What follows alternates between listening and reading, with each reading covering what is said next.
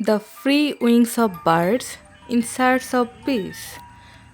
গভীরভাবে চিন্তা করে দেখেছেন কখনো খোলা আকাশে ডানা মেলে উড়ে যাওয়া পাখির ঝাঁকটির দিকে তাকালে কি মনে হয়? মনে হয় না এরা কত স্বাধীন?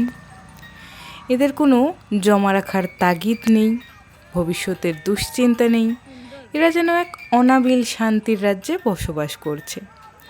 আমরা মানুষরাও আজ শান্তির খোঁজে ছুটে চলছি সারাদিন। কেউ ভাবছি প্রচুর টাকা পয়সা পেলে শান্তি পাবো, কেউ ভাবছি ক্ষমতা বা সুন্দর বাড়ি গাড়িতেই বুঝি শান্তি।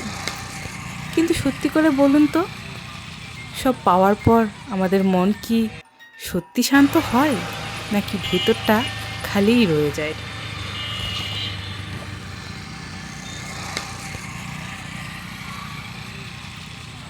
যে পাখি আকাশে ওড়ে সে কিন্তু সকালবেলা খালি পেটে বাসা থেকে বের হয়।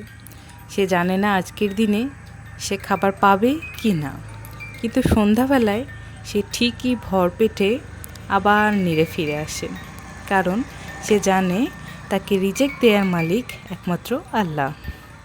আর আমরা সৃষ্টির সেরা জীব হয়েও সব কিছু পাওয়ার পরও অনিশ্চয়তায় ভুগি, মানসিকভাবে ভেঙে পড়ি। বাস্তবতা হলো, যার যত বেশি সম্পদ তার চিন্তাও তত বেশি।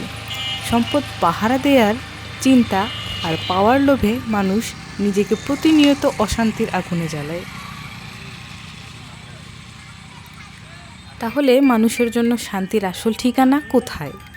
পবিত্র কুরআনে আল্লাহ তাআলা খুব স্পষ্টভাবে শান্তির ঠিকানা বলে দিয়েছেন।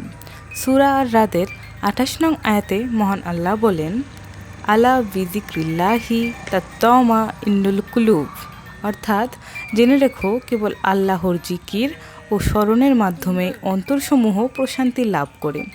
শান্তি কোনো গাড়িতে নেই, কোনো বড় অট্টালিকায় নেই, কিংবা ব্যাংক ব্যালেন্সেও নেই।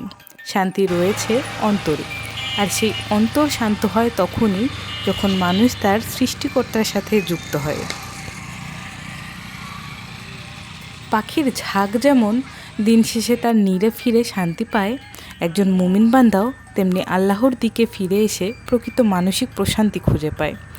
যেদিন থেকে আপনি আপনার জীবনকে আল্লাহর সর্পতে করে দিবেন এবং বলবেন, আল্লাহ তুমি আমার জন্য যা নির্ধারণ করেছো তাতেই আমি সন্তুষ্ট, ঠিক সেদিন থেকেই আপনি সেই মুক্ত পাখির মতো মনের গভীরে এক খাঁটি শান্তির অনুভব পাবেন। আল্লাহ তাআলা আমাদের সবাইকে সত্যিকারের মানসিক শান্তি অর্জনের তৌফিক দান করুক। আমিন।